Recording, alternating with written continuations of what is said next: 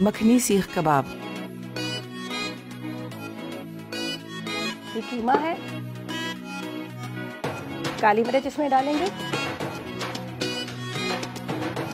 नमक, अदरक और लहसुन, 1 अदद प्याज, 4 अदद हरी मिर्च। बटर को मेल्ट करते हैं ऑयल के साथ।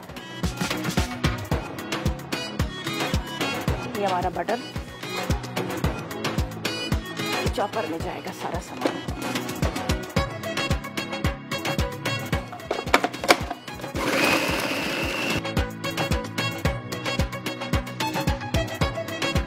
ये ब्रेड के 2 स्लाइस हैं, हम इसको थोड़ा सा पानी में सोक करके डाल देते हैं।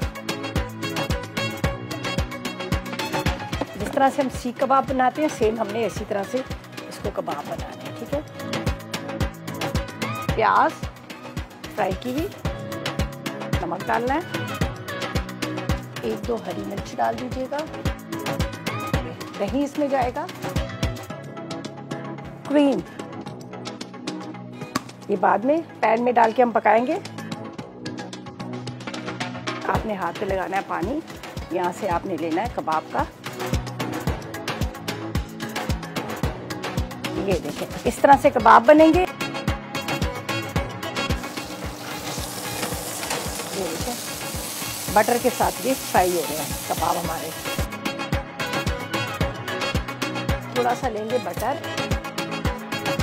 कुकिंग ऑयल, और ये जो मैंने पेस्ट बना के रखा हुआ है,